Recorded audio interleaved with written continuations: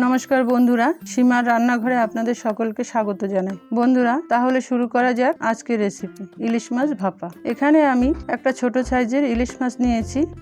एबारे माछटा केटे नेब।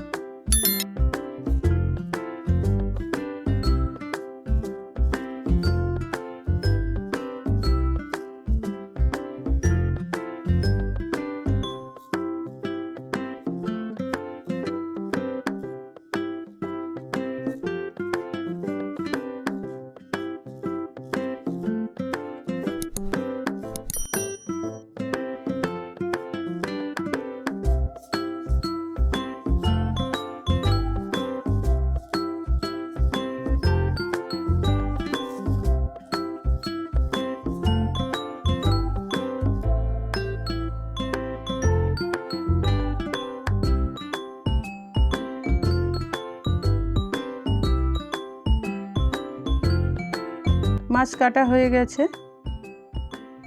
एबार माछगुलोके भालो करे धुए परिष्कार करे नेब। एबार एई माछेर मध्य 1 चा चामच नुन दिलाम, हाफ चा चामच हलुद गुঁড়া दिलाम।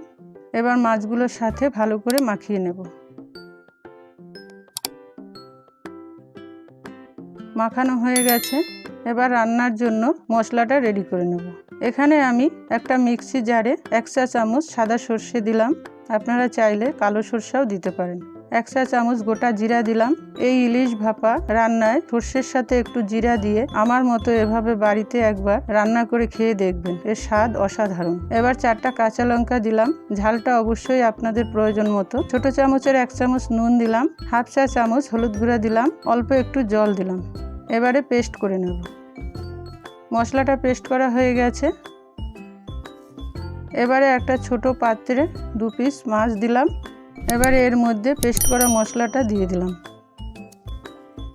এবারে সামান্য একটু জল দিলাম। এবারে এর মধ্যে 1 টেবিল চামচ কাঁচা সরষের তেল দিলাম, সামান্য একটু চিনি দিলাম।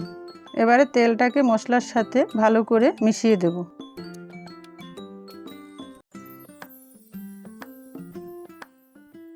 এবারে 4টা কাঁচা লঙ্কা দিলাম। এবার উনুনে একটা কড়াই বসিয়ে এর মধ্যে হাফ লিটার মতো জল দিলাম। এর উপরে একটা স্ট্যান্ড রাখলাম। স্ট্যান্ডের উপরে মাছের পাত্রটা বসিয়ে দিলাম। অন্য একটা পাত্র দিয়ে মাছের পাত্রটা ঢেকে দিলাম। এবার একটা বড় ঢাকনা দিয়ে কড়াইটা পুরো ঢেকে দিলাম। এবার উনুনের আঁচটা বাড়িয়ে দিলাম। জলটা ফুটে উঠলে এবার উনুনের আঁচ কম করে দিলাম। এভাবে প্রায় 15 মিনিট রেখে দিলাম। 15 মিনিট পর ঢাকনা খুলে দিলাম। এবারে ছোট পাত্রটার ঢাকনাটা খুলে দিলাম। এই দেখুন আমার ইলিশ মাছ ভাপা রেডি। কি সুন্দর গন্ধ বেরিয়েছে। আমার ইলিশ মাছ ভাপা গরম ভাতের সঙ্গে পরিবেশন করার জন্য একেবারে রেডি। বন্ধুরা, আমার এই রেসিপিটা যদি ভালো লাগে তাহলে লাইক, শেয়ার, কমেন্ট করতে ভুলবেন না। আজ এই পর্যন্তই। আবার দেখা হচ্ছে পরের এক নতুন ভিডিওতে। ভালো থাকবেন।